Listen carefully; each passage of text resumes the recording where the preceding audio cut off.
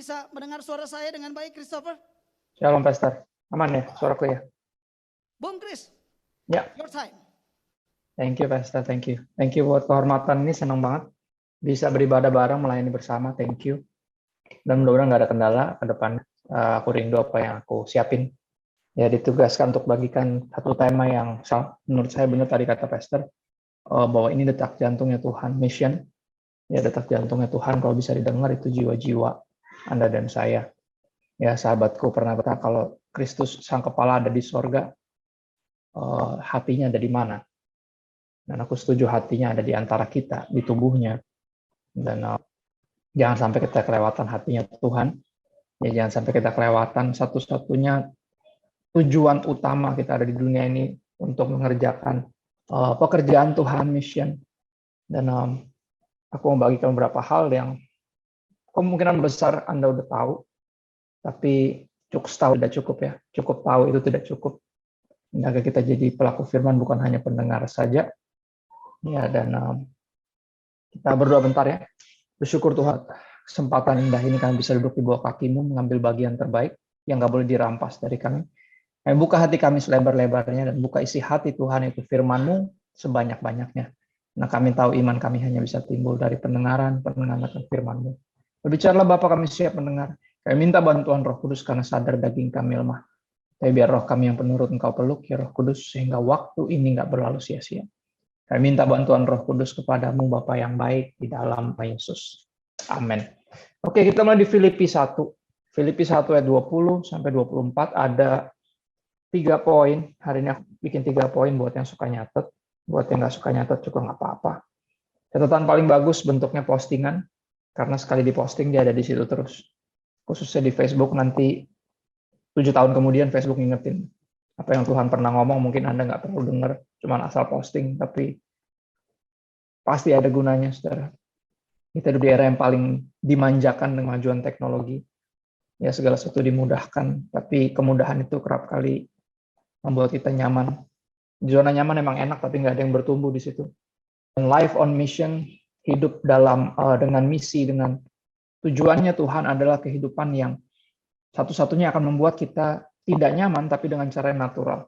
Kita nggak perlu nyari gara-gara, ya, nyari-nyari menderita, karena kata firman Tuhan, barang siapa beribadah kepada Kristus, dalam Kristus akan menderita aniaya. Jadi it will come sooner or later, pas akan terjadi, tapi nggak perlu dicari-cari, natural aja. Ya, dan hidup yang nggak nyaman ini ada kita sebut sebagai tema hari ini, life is a mission, atau teman-teman Yesus menyebutnya sebagai life on mission, hidup dengan tujuan Tuhan tentunya. Filipi 1 ayat 20 sampai 24. Aku harap semuanya ambil Alkitabnya sendiri. Saya bikin PowerPoint biasanya cuma buat di kantor.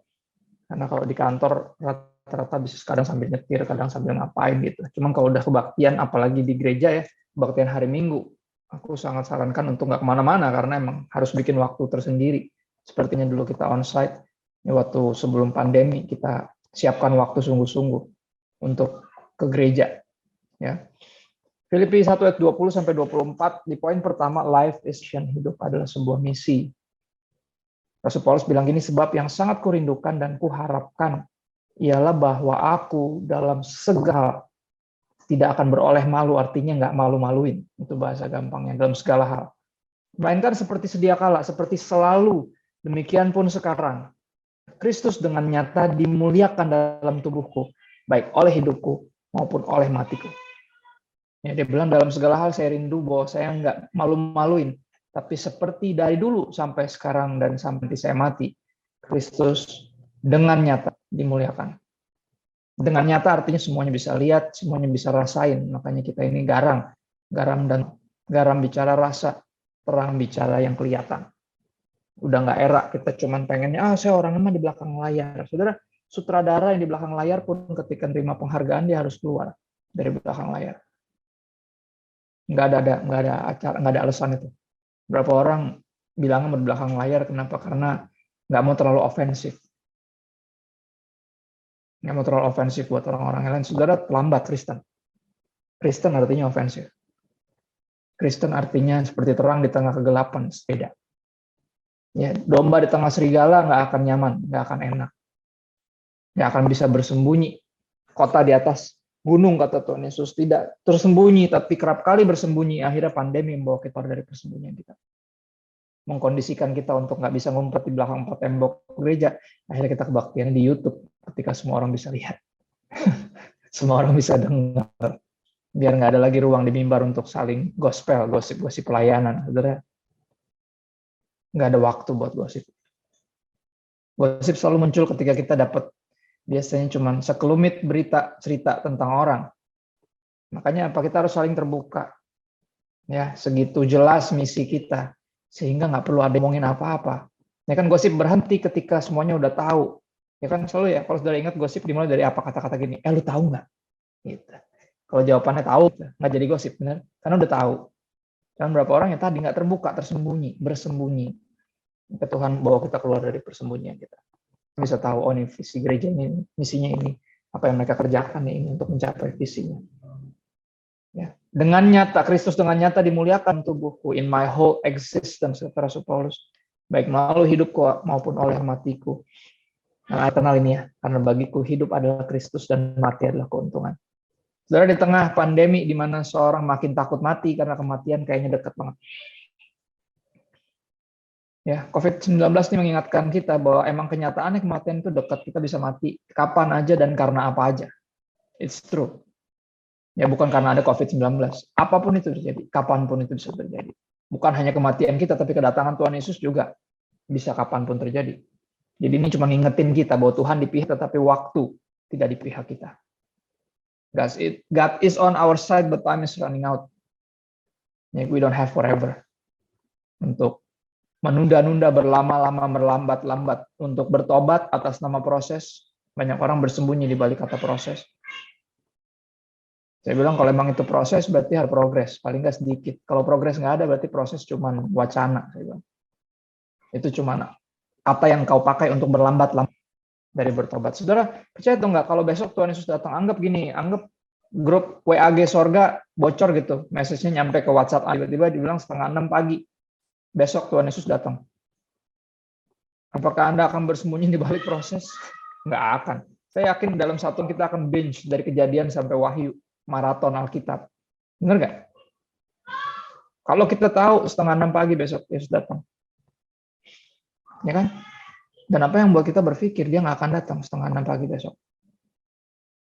Ya, yang meramal datangan Tuhan Yesus sama sok taunya, sama yang bilang bahwa kata siapa besok dia datang. Nggak ada yang tahu soalnya, jadi sama-sama sok tahu. Yang ngerasa Tuhan Yesus masih jauh dan yang ngerasa Tuhan Yesus besok datang. Sok tahu semua, yang benar adalah apa kita tahu, kapanpun dia bisa. Ya, jadi waktu nggak di pihak kita. Dan di tengah-tengah penyakit yang mengerikan yang nggak kelihatan, dan itu makin disadarkan bahwa ada Tuhan juga yang nggak kelihatan, yang kerap kali kita ragukan keberadaannya, tapi perlindungannya sangat nyata. Ya. Di tengah ketakut matian manusia, ayat yang kayak gini-gini nih selalu menguatkan kita dan kayak menamparkan pipi kita untuk kita dari tidur. Hey, masih takut mati juga? Ya. Saudara, gimana caranya orang bisa nggak takut mati? Menganggap mati adalah keuntungan. Di situ, ada di ayatnya. Karena bagiku hidup adalah Kristus. Orang yang hidupnya Kristus nggak takut mati. Kenapa? Karena matinya ketemu Kristus. Benar nggak? Siapa yang nggak pengen ketemu Kristus? When you open the eyes of my heart, I want to see you. Apakah itu cuma nyanyian atau coba gombalan atau beneran? Kalau memang beneran, bener ya. Pendeta suka bercanda. Ya, siapa yang mau berjumpa dengan Tuhan, mau melihat wajah Tuhan? Saya. Siapa yang rindu berjumpa dengan Tuhan? Saya. Siapa yang mau mati duluan? Turun tangan semua. Gimana caranya nggak ketemu Tuhan kalau nggak mati? Benar ya. Perjumpaan dalam hidup ini menghidup kita, tapi perjumpaan untuk menantikan perjumpaan yang nanti. Ya. Bertemu muka dengan muka, tenggelam di dalam kasih-Mu Bapa, oh Tuhanku, rindukan selalu diam dalam bait-Mu. Katanya rindu, katanya mau bertemu muka dengan muka. Cuman kita aja males gitu. Ya kan? Nothing compares to this place where I can see you face to face. I worship you in spirit and in truth. Liriknya bilang begitu. Ada satu lagu yang bilang, kapan lagi kita bisa berjumpa muka dengan muka sama Tuhan? Kecuali ketika kita buka Alkitab dan ketika kita bantuin orang. Yesus bilang ketika lo melakukan segala satu hal, orang yang terkecil ini, salah satu dari mereka yang terkecil ini, engkau melakukannya untuk saya. Ya, ketika kita baca Alkitab dan melakukan firman, that's where kita Tuhan muka dengan muka. Karena bagiku hidup adalah Kristus dan mati adalah keuntungan. Orang yang menganggap hidupnya adalah misi, life mission, nggak akan takut mati. Ya, gimana aja biar nggak takut mati? Sederhana, lakukan aja bagian kita yang Tuhan suruh kerjakan. Hidup dalam ketaatan, berhenti selingkuhin Tuhan, ya berhenti bermain-main dengan dosa. Kita nggak akan takut mati. Hidup Kristus bagi saya. Ya, apapun yang saya kerjakan di hidup ini buat Kristus, dan kalau mati saya berjumpa dengan Dia. I'm blessed. Tapi jika aku harus hidup di dunia ini, kata Rasul Paulus, itu berarti bagiku bekerja, memberi buah. This is mission. Bekerja, memberi buah. Buah itu apa sih kalau ngomongin buah? Jiwa-jiwa, udah pasti. Kalau benar isi hati Tuhan adalah jiwa-jiwa. Kalau benar yang buat Yesus tinggalin sorga kita, Anda dan saya dan manusia yang buat Yesus tinggalin sorga, itu buah. Memberi buah harus ada kaitannya, apapun profesi kita harus ada kaitannya dengan pemenangan jiwa-jiwa. Ya, pendeta pada akhirnya hamba Tuhan itu bukan profesi, tapi devosi. Kalau dulu orang dengar kata hamba Tuhan, identiknya pendeta pasti. Padahal kalau di lapangan kita temukan, jujur-jujuran aja ya, nggak semua hamba Tuhan, nggak semua pendeta itu hamba Tuhan. Ya kan? Ada yang pernah mengalami hal-hal ini kan? Ada yang hamba uang, ada yang penjilat, ya hamba dia ada. Yang bisa disetir-setir ada juga. Ya, yang pencitraan, yang membangun kerajaannya sendiri ada. Nggak semua pendeta hamba. Tapi apapun profesi kita, kalau kita mengerjakannya dengan segenap hati, ya Kolose 3:23 bilang, seperti untuk Tuhan bukan untuk manusia. Di ayat 4 dikatakan bahwa Kristus adalah Tuhan dan kamu hambanya. Hamba Tuhan adalah mereka, Anda dan saya, kita, yang melakukan apa dengan segenap hati kita seperti untuk Tuhan. Dan bukan untuk manusia. Yang tahu kita melakukannya tanpa pamrih. Kenapa? Karena dari Tuhan kita lah kita akan menerima bagian dan ditentukan sebagai upah. Kolose 3:24 mengatakan demikian. Ya. Siapapun yang menganggap Kristus adalah Tuhan, yang melayani Kristus sebagai Tuannya, adalah hamba-hamba Tuhan. Ya. Makanya apa semua hidup kita harus seperti ini. Bagiku, jika aku harus hidup di dunia, Rasul Paulus, itu berarti bagiku bekerja, memberi buah. Life is a mission. Sampai dia galau di sini, saya baca lucu banget, dia bilang, jadi mana yang harus kupilih? Aku tidak tahu. Aku sak dari dua pihak. Aku ingin pergi dan diam bersama-sama dengan Kristus. Itu memang jauh lebih baik. Gue pengen buru-buru masuk surga. Dunia ini capek, bener. Makin lama makin jahat, makin aneh gitu. Yang trending nomor 1 di 83 negara adalah Squid Games. Dunia ini makin aneh, oke? Film sesadis itu bisa trending, kacau. Anak-anak Tuhan pada nontonin, saya bilang nih, banyakkan waktu atau hati lo ini apa ya, kurang kerjaan atau bener? Saya ngeliat satu aja cuplikan langsung kayak gila, ini nge-freak banget dan itu nge-trend. Wow, bingung saya. Nampaknya kita punya terlalu banyak waktu dan punya. Saudara, saya melayani di sosial media jauh sebelum pandemi. Dan dengerin, bacain orang-orang tuh kirim pesan gitu ya, minta sharing, seling. Dengerin hidup mereka aja hati saya hancur sekali. Ya, saya tahu persis bahwa ini segini sadisnya kenyataannya. Dan bisa ada orang-orang yang punya cukup banyak ruang lowong di pikiran dan hatinya untuk nonton film sesadis itu, untuk dipenuhi dengan kisah-kisah itu. Dan bisa-bisa nggak punya waktu buat satupun dari keramnya kenalannya, handai taulannya. Karena, I don't know, no comment. Nah, dianggap, ekstrim nih pendeta. Loh, kita Kristen. Kita Kristen. Itu ekuivalen sama ekstrim. Ya. Kita gitu-gitu banget, soalnya Tuhan kita gitu-gitu banget. Tuhan yang lain nggak ada yang mati buat umatnya. Nggak ada. Nggak ada pencipta yang jadi ciptaan, jadi manusia, hidup sempurna, ganti hidup kita yang berantakan dan mati sebagai tumbal untuk umatnya. Nggak ada. Cuman Yesus yang kayak gitu. Dan kalau dia gitu-gitu banget, emang kita bisa gini-gini doang? Nggak bisa. Ya. Misalnya mesti ngerti, saya nggak sekolah Alkitab, soalnya istriku juga nggak. Ya, pelayananku dimulai dari aku baca Alkitab sungguh-sungguh dalam pertobatanku dan aku menemukan banyak hal yang wow, ini kok nggak sejalan ya sama apa yang aku dengar di mimbar seringkali. Akhirnya aku kumpulin teman-temanku yang mau dengerin apa yang aku dapat. 2009 saya ingat. Saya mulai kumpulin anak-anak yang mau ikut cuma 4 orang. Itu pun karena penasaran, kenapa ini orang tumben ngajakin baca-baca. Bible study berkembang dari 4 acara kursus selama setengah tahun. Teman ngajak teman, orang ngajak orang, nggak ada kolekte, nggak ada program, nggak ada apa, kita baca Alkitab aja bareng-bareng. Hari Kamis kita bikin itu. Besok masih sekolah, masih kerja, masih kuliah. Saya juga pulang kantor. Nggak dapat apa-apa, karena ini bukan tentang mendapatkan sesuatu, tapi tentang memberi kelahiran yang saya telah ternyata diberikan, yaitu Kristus. Dan itu yang saya jadi pendeta yang sekarang ternyata. Satu-satunya sekolah Alkitab yang saya tempuh yaitu learning by doing, baca, bagiin, yang bentuk sampai hari ini. Ada yang lanjut sekolah Alkitab, beberapa banyak bahkan. Ada yang lanjutin pengembalaan di gereja bapaknya, gara-gara ikut pendalaman Alkitab itu. Ada yang di kantornya pas masuk kantor, persekutuan kantor. Dari hal yang sederhana, berbagi. Dan sampai hari ini itu yang saya lakukan, bahkan istriku juga melakukannya unik. Saya naksir dia dulu kan dia guru sekolah minggu. She's on mission. Just like I did. Dan saya mulai liar membayangkan nih kalau anak orang aja jagain apalagi anak sendiri. Pikiran saya sederhana banget. Selain dia cantik tentunya.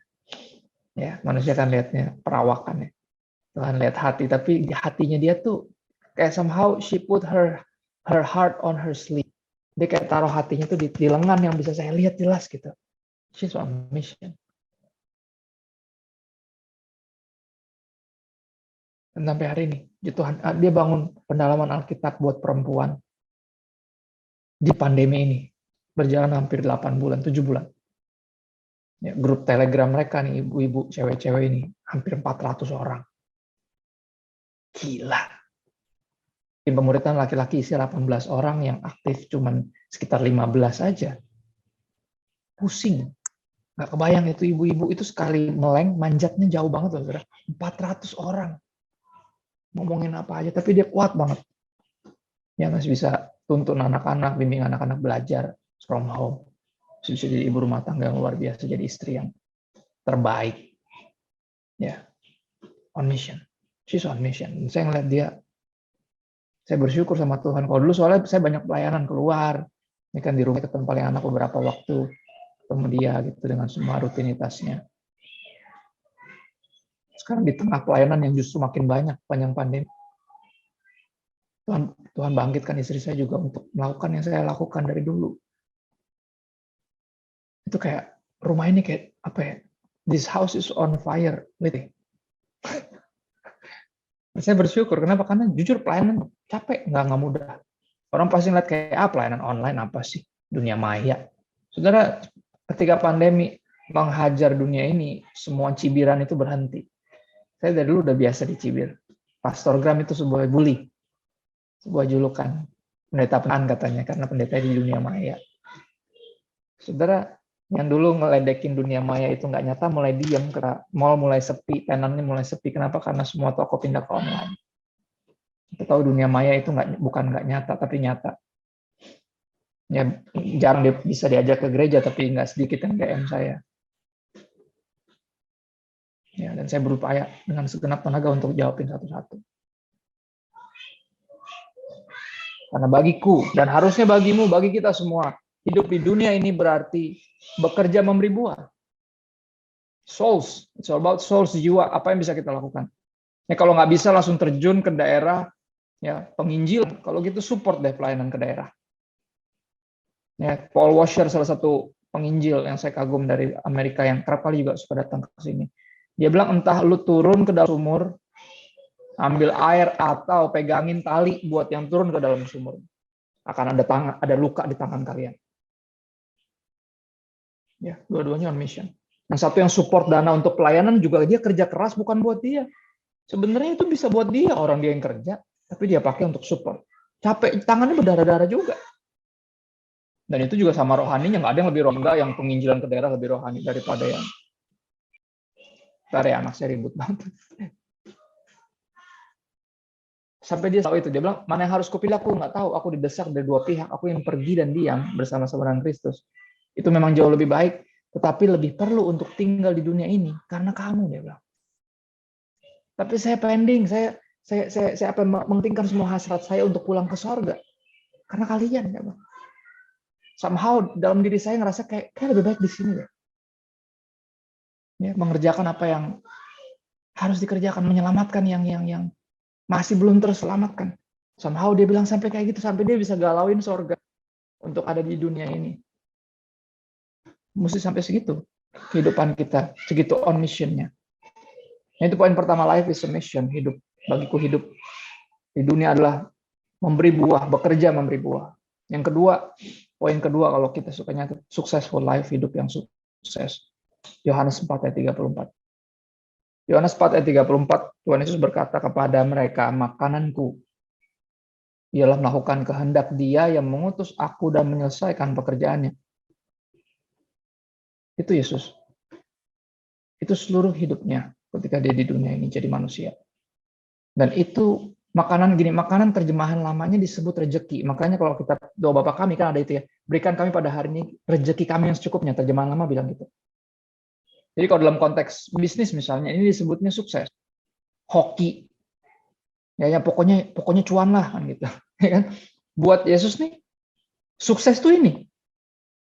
Ya, hidup yang sukses bagi Kristus adalah melakukan kehendak Bapa yang mengutus Dia dan menyelesaikan pekerjaan Bapa. Life on mission. Itu sukses menurut Yesus. Nah, bisa-bisanya sukses menurut Yesus ini dan sukses menurut kita, pengikut Kristus, bisa beda lagi.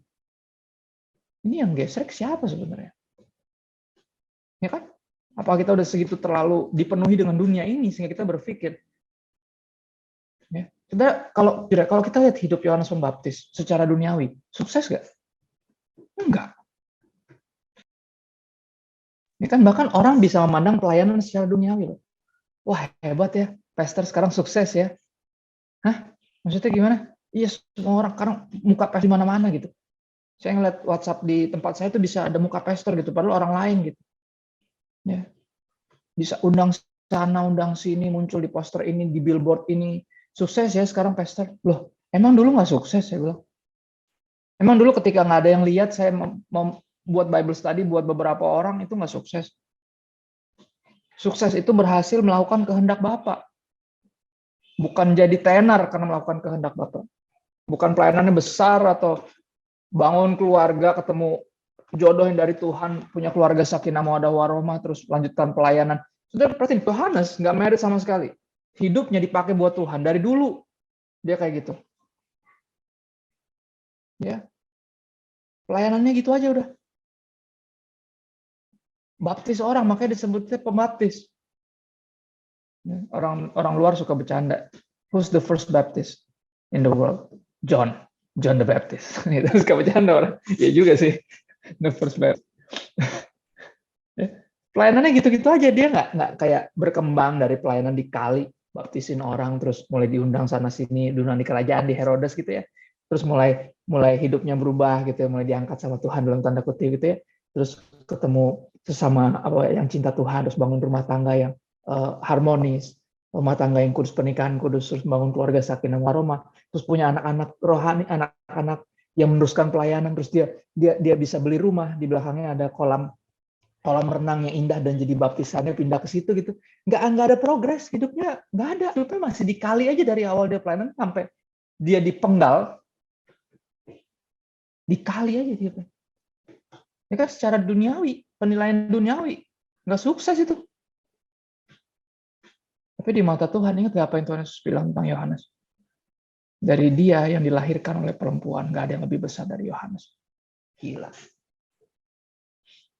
Gila nggak tuh? Pujian langsung dari the man himself. Bukan hanya the man, kenapa kada disebutkan dia menyebut dirinya. Ya, anak manusia. Pujian langsung dari komandan. Mengapa engkau pergi ke padang? Ya, mau cari orang berpakaian halus. Orang berpakaian halus adanya di istana raja. Yang mewah-mewah tuh, yang masuk-masuk pastor in style adanya di istana raja katanya. Ya. Buat apa engkau ke padang gurun? Lihat nabi, ya lebih dari nabi bahkan. Nggak ada yang lebih dari dia. Artinya yang lahirnya normal ya, karena kalau Yesus kan nggak pakai peran laki-laki ya. Dia cuma pinjam rahim Maria untuk lahir. Di antara semua yang lahirnya normal. Nggak ada yang lebih besar dari Yohanes. Tapi lo mau tahu yang lebih besar, yang terkecil di sorga aja lebih besar dari Yohanes. Ini di hidup ini bukan tentang siapa yang jadi yang terbesar. Sukses bukan tentang itu. Sukses tentang melakukan kehendak dia. Itu hanya nanti berapa jiwa yang udah berhasil lo injili. Enggak. Yang dia hitung adalah ketaatan kita untuk ngomong sama teman kita ketika Roh Kudus dorong untuk ngomong. Itu yang dihitung. Itu yang dihitung. Kita nggak ngejar target kayak teman-teman. Ketaatan kita. Apapun resikonya, kalau kita ngomong mungkin persahabatan kita berakhir. Mungkin dia tersinggung. Mungkin kita difitnah kristenisasi, tapi we don't care because it's not about us. It's all about him. Makanan saya, rezeki saya, sukses bagi melakukan kehendak dia mengutus saya dan menyelesaikan pekerjaannya.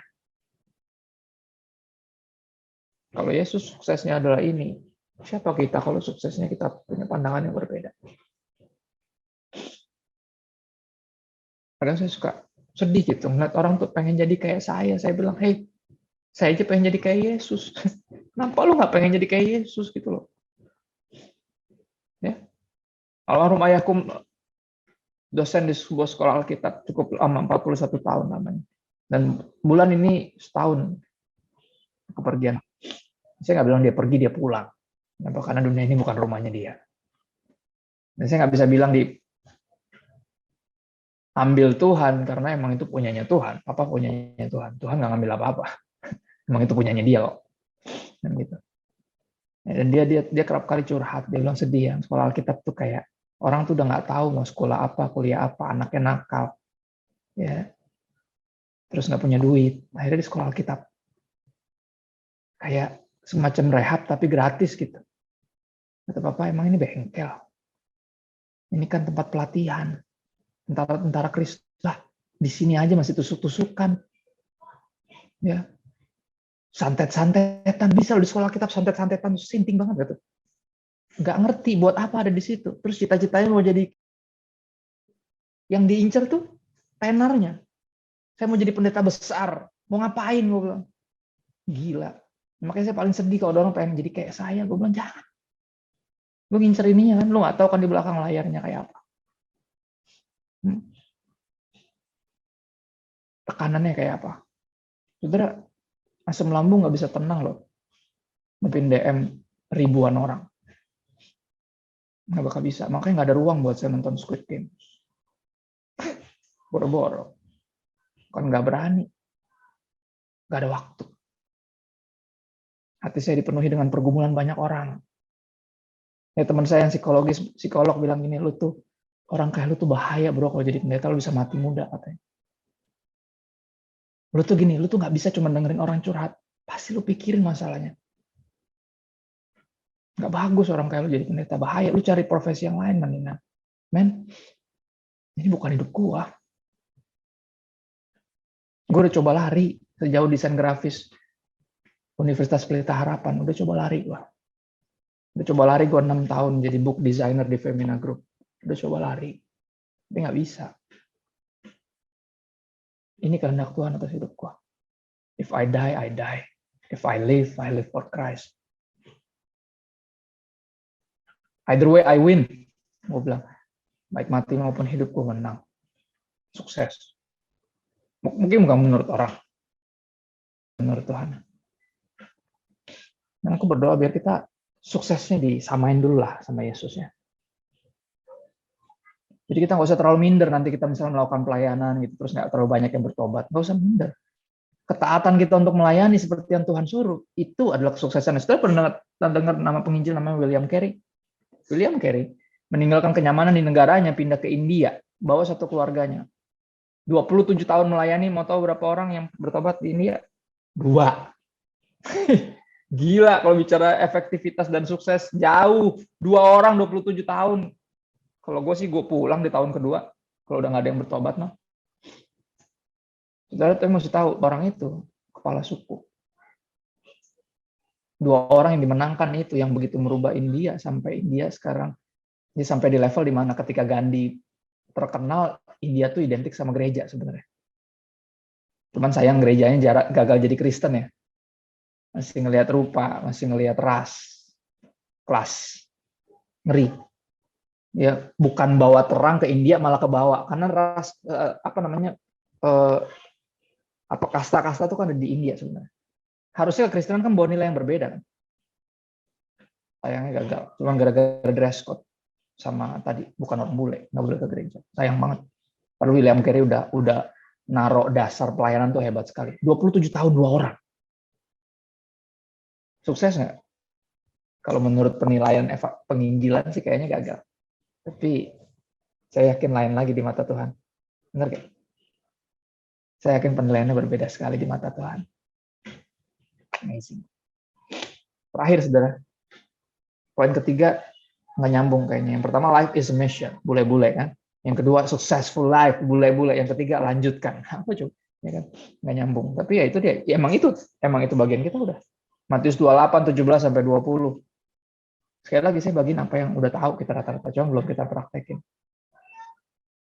Ya, di tengah badai, di tengah pandemi, besar kerusakan. Banyak orang yang imannya goncang, besar kerusakannya. Kenapa? Karena akhirnya mau nggak mau harus terima kenyataan selama ini membangun rumah tanpa dasar. Bukan di atas dasar Kristus dan firman-Nya dan ketaatan kepada firman-Nya. Tapi cuma ikut persekutuan, ikut komersial pendalaman Alkitab cuma untuk tahu. Cukup tahu nggak cukup, saudara. Ketika banjir, badai hidup, menghajar pandemi, waduh berantakan langsung. Kapal goyang, kapten. Ya iyalah. Akhirnya baru sadar ya. Ternyata nggak cukup, kita cuma tahu, kita harus melakukan firman. Matius 28 ayat 17-20. Kenapa saya ambil dari ayat 17? Karena ini ada detail yang menarik. Ini relate banget sama kita. Ketika melihat dia, mereka menyembahnya, tetapi beberapa orang ragu-ragu. Saudara, berkaitan dengan penginjilan pemuritan. Masih banyak yang ragu-ragu. Emang harus banget ya Pak Pendeta? Harus ya? Kita nginjil gitu, harus ya. Nggak bisa ya pelayanan-pelayanan gitu kayak di gereja gitu. Maksudnya nggak bisa gitu ya. Maksudnya kebaktian gitu yang rajin gitu. Perpuluhan, nggak pernah bolong, saat teduh gitu nggak bisa ya Pak? Harus banget ya Pak? Harus banget nginjil, harus banget memuridkan gitu ya Pak ya? Menurut Ngana? Benar gak? Pertanyaannya retoris gitu, karena jawabannya lu udah tahu, cuman lu nggak suka. Karena ribet. Aduh Pak Pendeta, keluarga saya itu juga udah ribet Pak. Boro-boro saya mau menginjil gitu. Lagian di tengah-tengah Indonesia gini Pak, kayak penginjilan tuh nggak bijak deh Pak. Hah? Nggak bijak? What? Ya, sakarepmu deh. Nah, beberapa orang ragu-ragu. Monding beberapa, mayoritas ragu-ragu. Makanya masih sedikit yang melakukannya.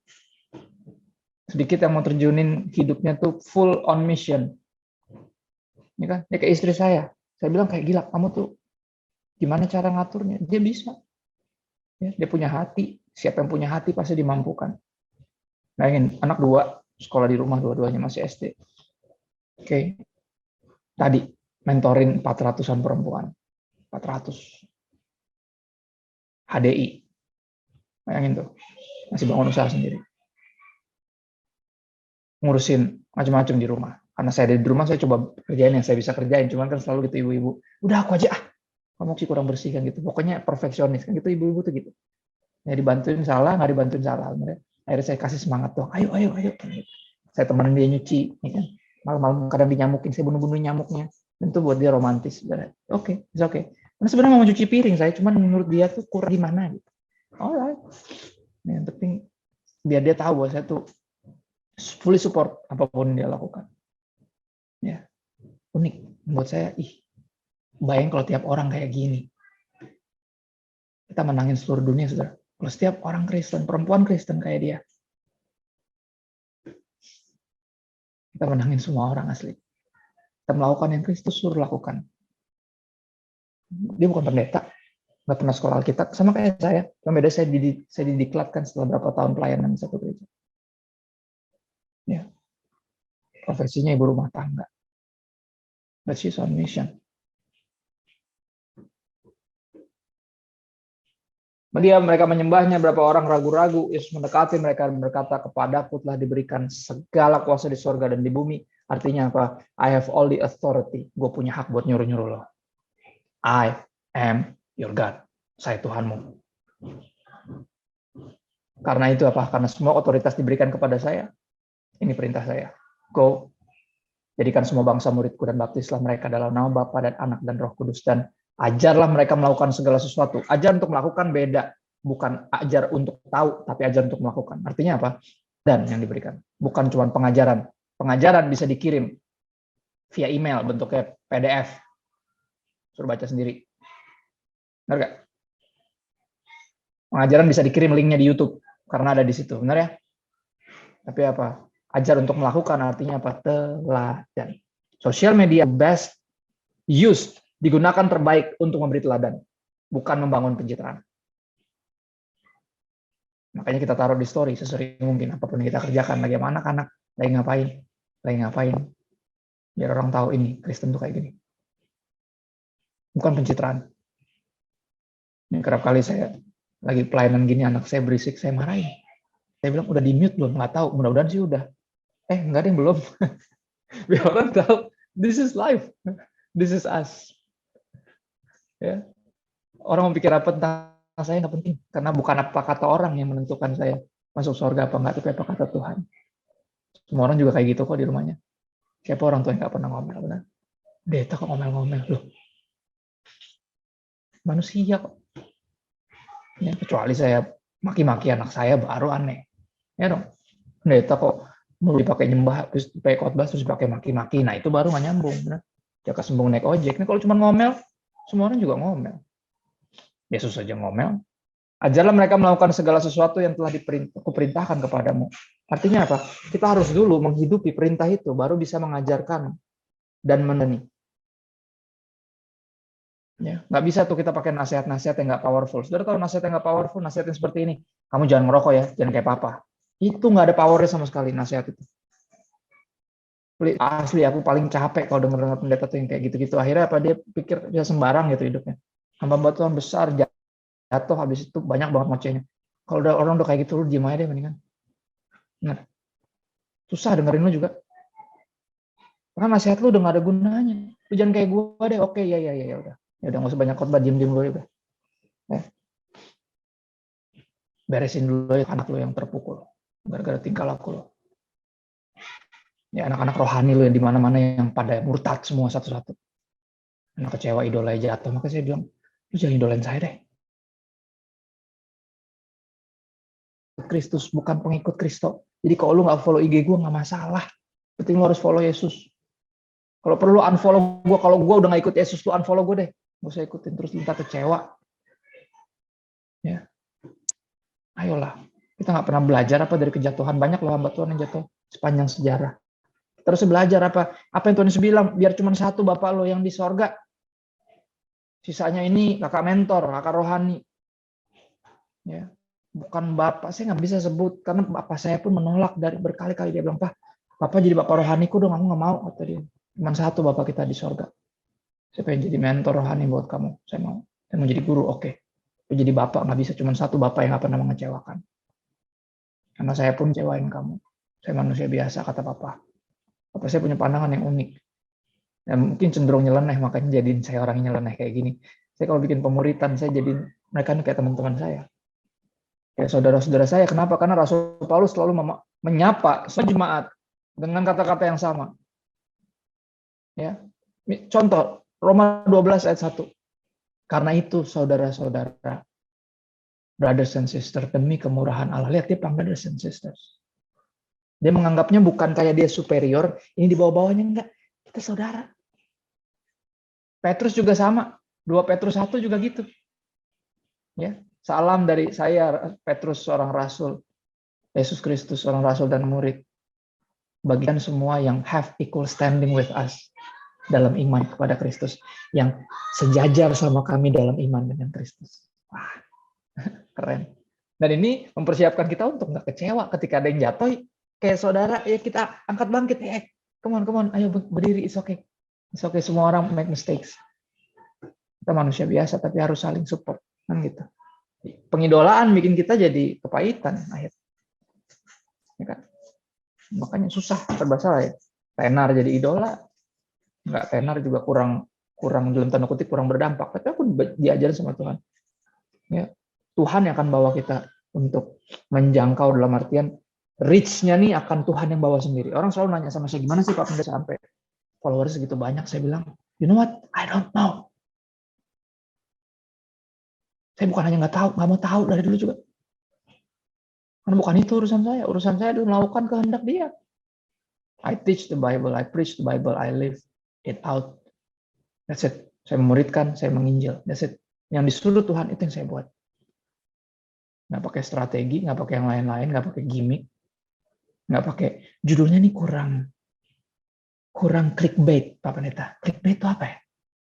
Clickbait itu judulnya tuh mancing gitu, biar orang tuh ngeklik. Oh gitu, kayak setan gitu kali ya maksudnya. Ini kan dipancing gitu biar tergoda. Wah ternyata nggak ada clickbait apaan? Emang gue YouTuber clickbait? Ini kan gue pendeta. Nggak ada clickbait, aneh-aneh aja loh. Mesti bikin gimmick Pak Pendeta. Gimmick? Apaan maksudnya? Kayak penyanyi dangdut gimmick? Nggak ada. Gue pendeta bukan penyanyi dangdut, nggak ada gimmick-gimmick. Bukan selebgram saya tuh. Walaupun followernya banyak di Instagram, enggak. Pendeta saya. Ya, yang lurus-lurus aja. Ya, saya gini aja orang udah anggap aneh kok. Mau pakai clickbait lagi. Jadi apa adanya banyak musuhnya kok.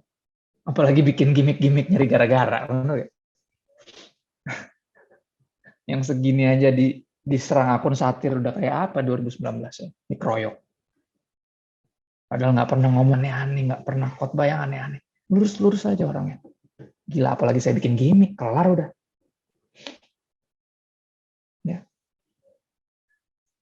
Ajarlah mereka melakukan segala sesuatu yang telah kuperintahkan kepadamu. Saya suka ini. Dan ketahuilah aku menyertai kamu senantiasa sampai kepada akhir zaman. Ya, semua pendeta yang khotbah ini selalu bilang gini, janji ini cuma tersedia buat yang mau pergi.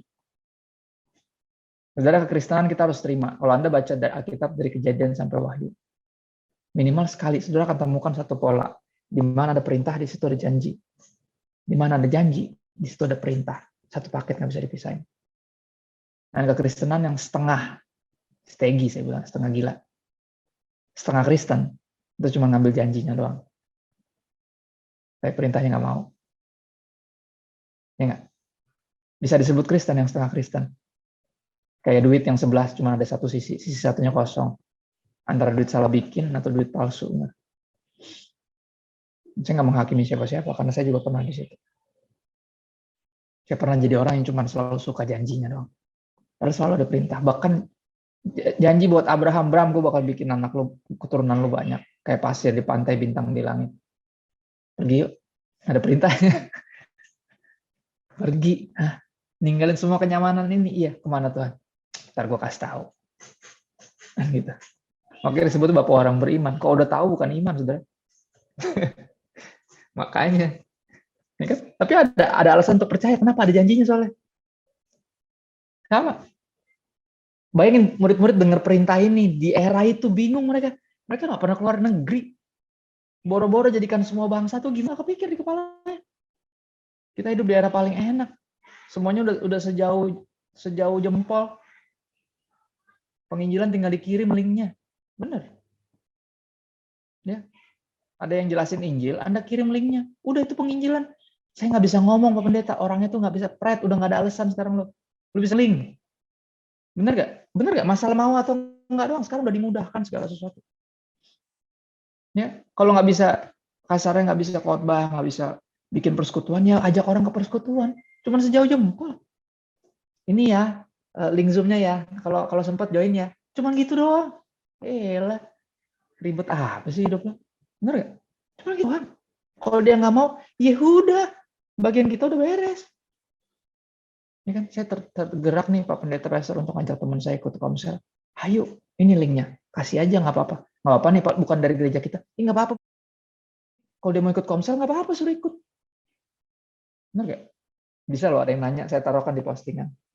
Di posting nih gini, acara kebaktian, terus tanya, ini kalau dari gereja lain boleh nggak? Ya boleh, atau udah dari sosial media, kalau nggak boleh dioper-oper di grup. Ini gimana sih orang? Semua yang udah di sosial media itu untuk umum artinya. Benar ya? Masih pakai nanya lagi. Emang situ kalau ke gereja dulu nanya-nanya gitu. Pas masuk di depan pintu gitu ada asyir gitu. Tiba-tiba gini, sorry, ini kalau di gereja lain boleh ikut nggak? Ya boleh atuh. Ada yang pernah nanya gitu nggak kan? Masuk-masuk aja, bener nggak? Ya ampun. Sosial media tuh nggak jauh beda sebenarnya sama dunia nyata. Nah, jadi yang di kolom komen juga mesti nggak bisa sembarangan. Sebetulnya saya paling bingung ya. Bayangin artis punya anak nih. Dua artis ganteng dan cantik. Anaknya kurang cakep. Ya, dan ini artis Korea. Right? Bisa ada yang komen loh. Dengan sangat, kok anaknya jelek ya? Ih, sembarangan. Emang sudah pernah di mall gitu, terus ngeliat orang bawa stroller, itu pasangan baru senang gitu punya anak bawa stroller, terus ngeliat, ih, kok anaknya jelek ya? Emang lu ngomong gitu? Berani loh. Bener gak? Apapun yang nggak bakal engkau lakukan di dunia nyata, ya jangan lakukan di dunia maya dong. Sembarang. Bener. Anaknya kok jelek? Ya paling operasi plastik, suami istrinya benda, ibu-ibunya kan juga Korea. Ya kan? Korea kan rata-rata plastik.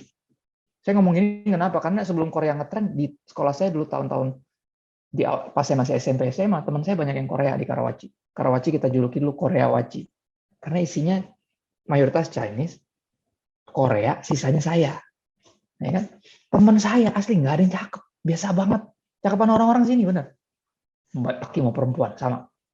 Biasa-biasa banget, maka pas lihat di TV, pas Korea lagi ngetren seluruh dunia, kok cakep-cakep ya? Pada kemana yang cakep-cakep dulu kan gitu. Ternyata dulunya B aja, cuman di dempul-dempul di permak ya kan. Kurang ajar banget gak? Kok anaknya jelek ya?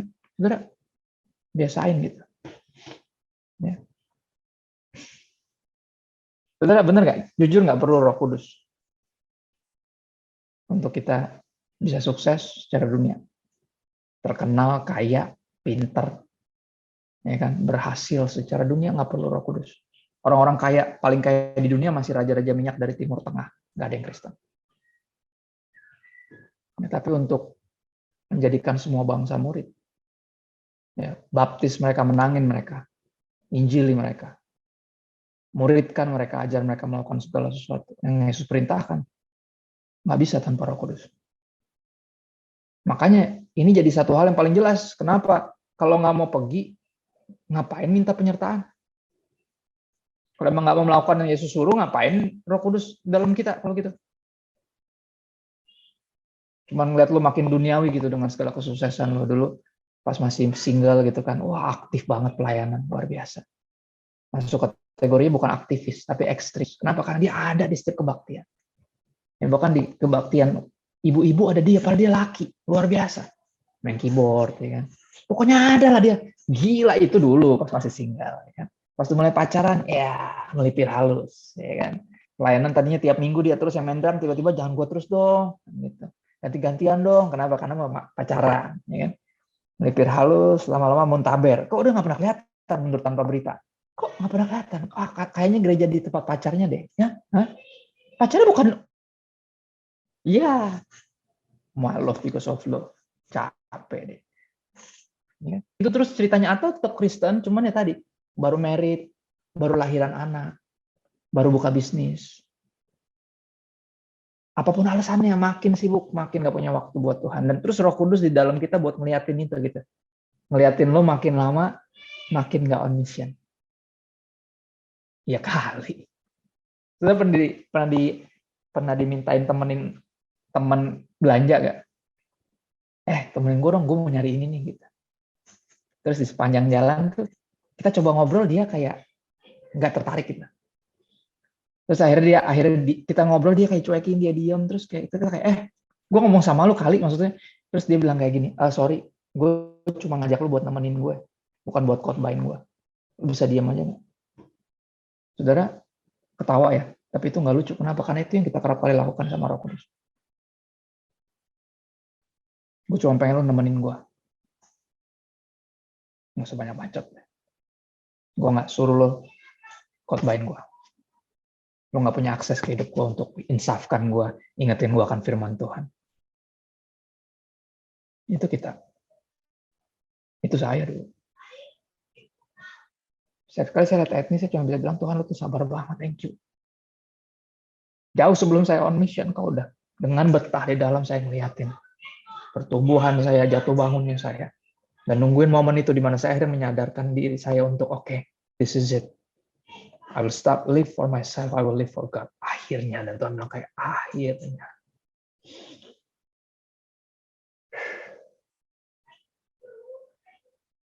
Ya kan?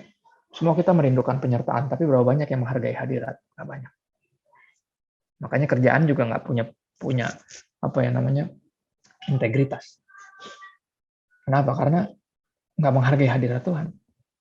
Pacaran juga nggak ada kekudusan sama sekali. Kenapa? Karena nggak menghargai hadirat Tuhan. Pacaran kudus tuh sebenarnya pacaran kayak Tuhan Yesus ada di situ. Itu pacaran kudus. Ya. Nggak usah Tuhan Yesus ada di situ, Bapaknya ada di situ aja, lo nggak bakal aneh-aneh kan? Sama. Ini mau kerja dari rumah, sekolah dari rumah. Ya, pacaran dimanapun. Kalau kita tahu Tuhan ada di situ, beda. Beda. Bukan hanya akan menjaga kekudusan dan integritas, tapi on mission. On mission. Pacaran Kristen sama pacaran dunia ini beda. Kita nggak akan makin berdua doang. Dunia milik berdua, yang lainnya ngontrak. Enggak. Kita akan makin on mission, justru. Saya dulu mikir kalau apakah pernikahan aku dan istriku nanti kayak pernikahan yang lainnya, yang umumnya kalau udah mulai pacar, menikah, udah mulai terpisah, udah nggak pelayanan lagi, cuma jadi jemaat. Tapi ternyata enggak, puji Tuhan. Ya justru makin luas jangkauannya. Nggak pernah mimpi sampai sini, nggak pernah mikirin juga. Tadinya kita cuma natural aja. Terus apa yang Tuhan suruh kita bikin, apa yang Tuhan suruh kita bikin. That's it. Ya. Kenapa? Karena ada Roh Kudus dalam kita. Pasti ada kreatif Tuhan. Pasti ada hikmatnya Tuhan. Pasti ada hatinya Tuhan. Ya, mendorong kita melakukan apapun yang Dia suruh. Kenapa? Karena Dia ada di dalam untuk memampukan kita. Untuk melakukan yang Dia suruh. Apa yang Tuhan suruh nggak bisa dilakukan Tuhan. Kalau cuma sekedar sukses secara duniawi, bahkan saleh secara agamawi, kita nggak perlu Roh Kudus. Tapi untuk kudus seperti yang Tuhan mau, nggak bisa tanpa Roh Kudus. Ayat terakhir, enggak deh, kedua sebelum terakhir. Matius 24 ayat 45 sampai 7. Belum saya tutup dengan yang paling terakhir banget, satu ayat yang indah banget, yang mungkin jarang yang agak overlook, saya bilangnya overlook tuh suka ke skip, kelewat. Matius 24 ayat 45 sampai 47 dibilang seperti ini.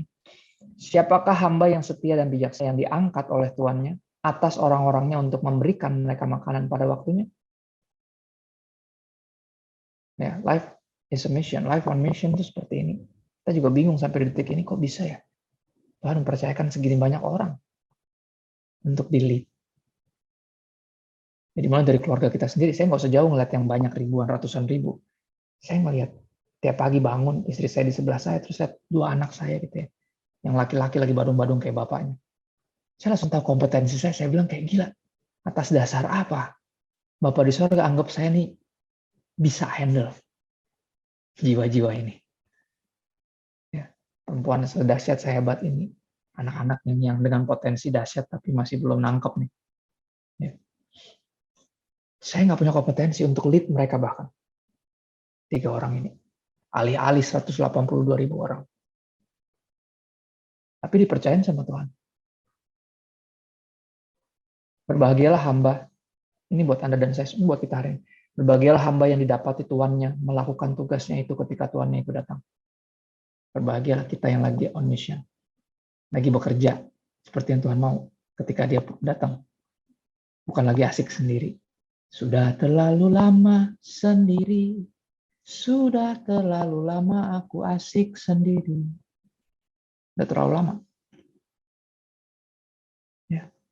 Pandemi ini membawa kita keluar dari keasik sendirian kita. Akhirnya kita ngeliat gila orang tuh susah banget ya Pak. Kita bantuin yuk. Akhirnya nangkep juga lo diberkatin bukan buat jadi kaya. Tapi jadi berkat. Akhirnya kata Tuhan. Nangkep juga. Ya. Akhirnya tuh gereja ngerti juga. Ini bukan tentang bangunan doang. Sibuk ganti LCD. Ini kan ganti ini komputer ganti. Ya elah. Ganti bangku. Ganti Tuhan, ganti gereja. Ganti apa? Ini tentang apa? Jiwa-jiwa. Ya kan dari dulu kalau kita tahu lagunya gereja kan bangunannya. Bukalah pintunya, lihat di dalamnya. Gereja itu orangnya kan gitu. Dari dulu kalau nyanyi lagu itu udah tahu. Tapi nggak tahu kemana, di tengah jalan kita tersesat. Jalannya benar tapi tersesat di jalan yang benar. Mulai sibuk ngurusin yang nggak perlu. Sampai pandemi datang dan kita dibuka matanya. Gila iya ya. Entah apa yang merasukiku. Sampai nggak nangkep gitu. Kok bisa sampai sini kita ya? Aku berkata kepadamu, Tuhan Yesus bilang, sesungguhnya tuannya itu akan mengambil dia menjadi pengawas segala miliknya. Segala miliknya. Di bagian lain dikatakan kita akan turut memerintah bersama Kristus. Siapa kita? Jangan jawab Indonesia, itu pertanyaan bola. Indonesia bukan. Siapa kita? Debu tanah. Bisa one day ikut memerintah bersama Tuhan. Ikut ambil turut bagian dalam kebahagiaan Tuhan kita. Kemuliaan. Siapa kita? Debu yang mestinya secara logis akan kembali jadi debu, tapi debu ini bisa menghuni sorga. Di mana sorga itu nggak ada debu, jalanannya dari emas. Ayat terakhir. Yohanes 12 ayat 26. Ini nadanya sama Yohanes 14 ayat 3. Bicara tentang sorga. Atau lebih tepatnya saya nggak akan sebut sorga. Kalau dengar sorga, kita teringatnya yang nanti. Kan sebutnya hadirat Tuhan.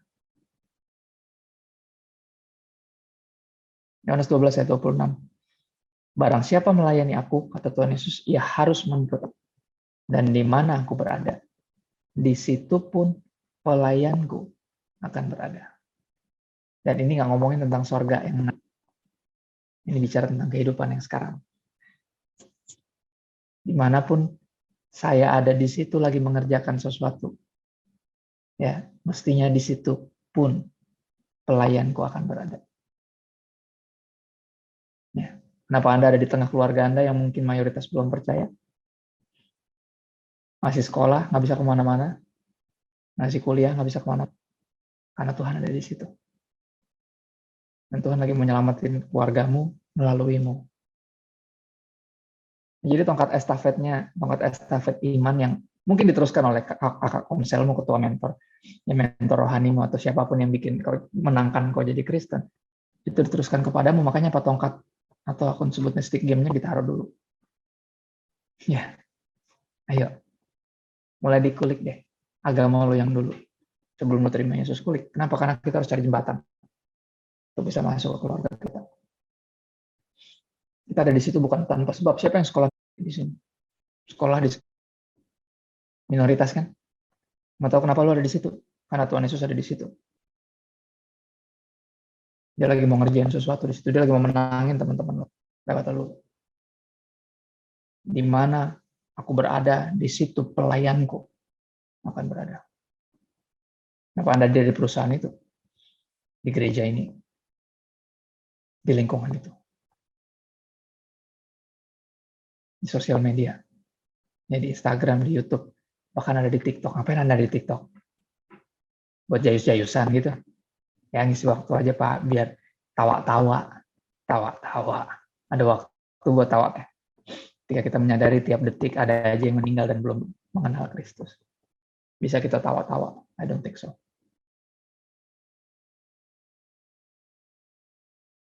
Itu bagus banget. Barang siapa melayani aku, ia akan dihormati Bapa. Saya nggak nangkep ini sampai saya ingat dulu. Ini tumbuh besar di lingkungan yang mayoritas Chinese. Saya kan minoritas ya. Sekolah di sekolah yang sebenarnya lumayan elit di era itu. Saya selalu ditanya pasti orang tuanya teman-teman saya biasanya anggap saya remeh. Kayak ini pikir, kenal di mana nih teman anak gue sama nih orang kan gitu. Didiemin untuk waktu yang cukup lama. Padahal udah di situ, udah di ruang tamu, udah duduk. Dia udah ngintip-ngintip. Saya ngeliat, kenapa yang salah gitu. Banyak banget yang kayak gitu. Akhirnya ujung-ujungnya apa? Pas teman saya baru keluar dari kamar, ya kan dia beres-beres dulu mau pergi main bola gitu. Dia turun, terus dia ngomong gini sama papanya gitu. Kenalin teman aku, teman sekolah. Oh, teman di sekolah gitu. Om kira dari mana gitu. Oh iya, iya Om. Gitu. Akhirnya tiba-tiba jadi ramah tuh bapaknya atau ibunya gitu. Kenapa? Karena saya teman anaknya. Nah, saudara, apa yang membuat kita berpikir Tuhan bisa bro dan sis sama kita? Bersahabat sama kita kalau bukan karena pengorbanan Kristus. Apa yang membuat kita berpikir kita yang penuh dosa? Bisa tahan berdiri di hadapan Sang Maha Kudus dan hidup. Kalau bukan karena Kristus, kita sungguh-sungguh sahabatnya, bukan cuma cuk-stau doang, asal Kristen. Enggak. Kenapa? Karena di mana Yesus ada, kita ada di situ. Sampai nanti di surga. Ketika dia bisa dengan bangga bilang, Pak, ini dia. Ini mempelai saya. Yang saya kuduskan, saya tebus, saya kuduskan, saya bentuk, saya pakai selama ini di dunia ini. Ini dia yang saya siapin nih.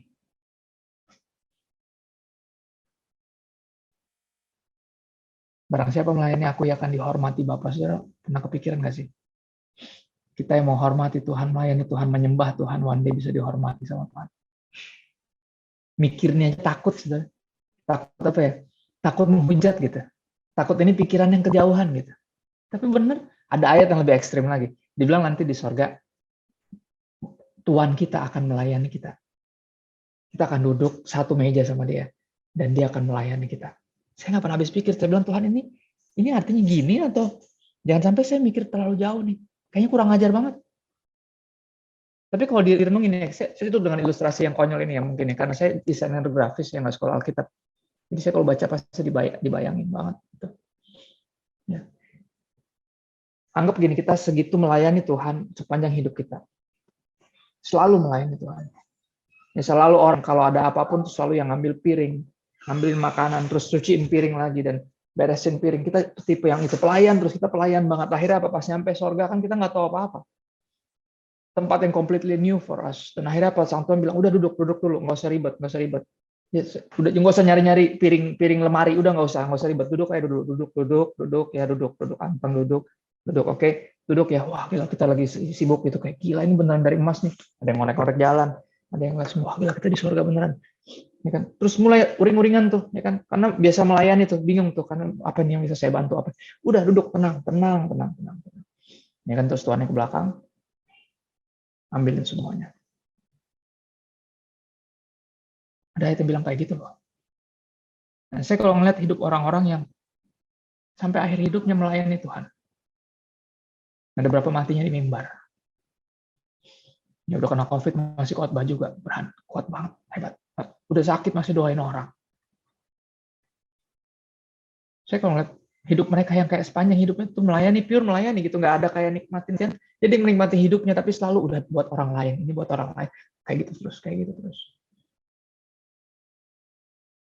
Dan somehow saya diyakinkan, walaupun saya bukan seorang legalis, saya sepenuhnya percaya kita masuk surga karena anugerah Tuhan.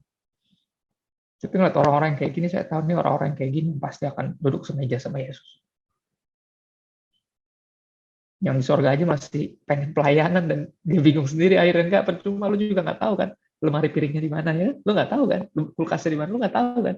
Tenang duduk, masuklah dalam kebahagiaan Tuhanku. Yang di Ibrani dibilang dunia ini nggak kuat mereka. Dan aku berdoa biar itu Anda dan saya masuk di bilangan itu, bilangan orang-orang yang life on mission, yang menganggap life is a mission. Kalau masih hidup, saya hidup buat Kristus, menghasilkan buah, memberikan, mengajar, mentoring, equip. Kalau saya meninggal, saya ketemu Yesus. Makanya ada ayat yang bilang gitu. Bahagialah mereka yang meninggal dalam Kristus sejak sekarang, karena mereka beristirahat dari jerih lelah.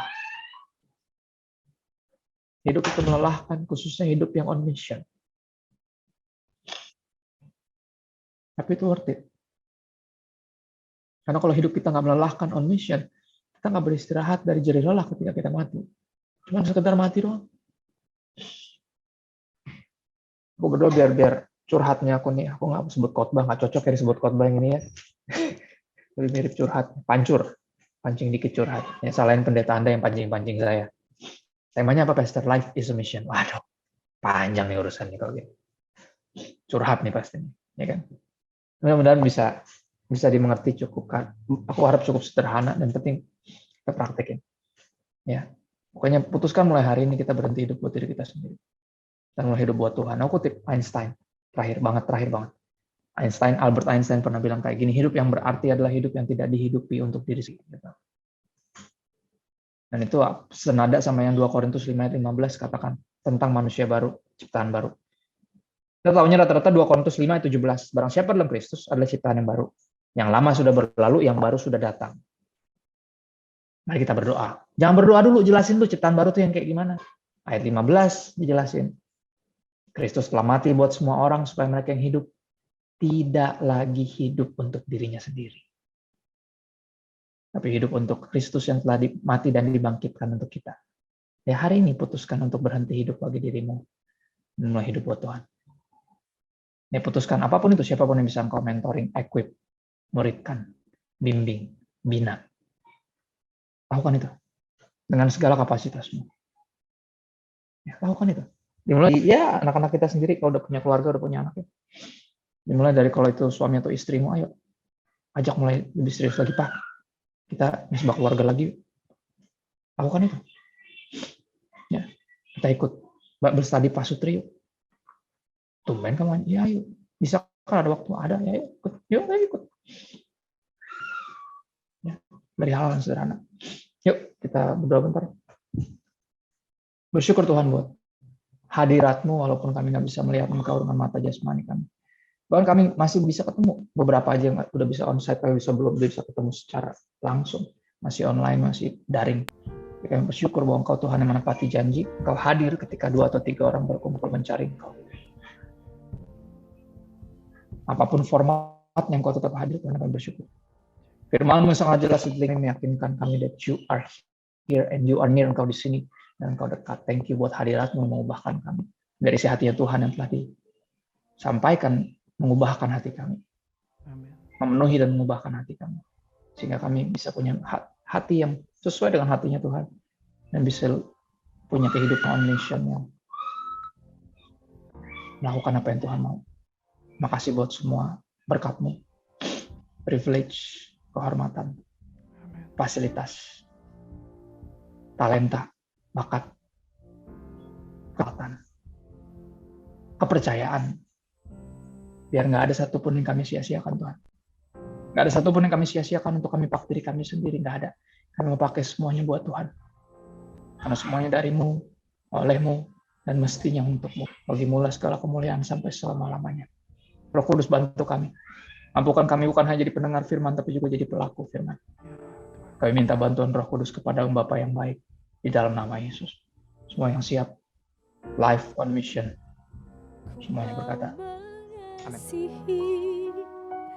Ku mau mengampuni, melayani Tuhan dan sesama. Karena hari Tuhan tak ada manusia yang tahu mengabdi bagi Tuhan. Sebab itu ku mau mengasihi, ku mau mengampuni, melayani Tuhan dan sesama. Karena hari Tuhan tak ada manusia yang tahu mengabdi bagi Tuhan. Ku rindu Love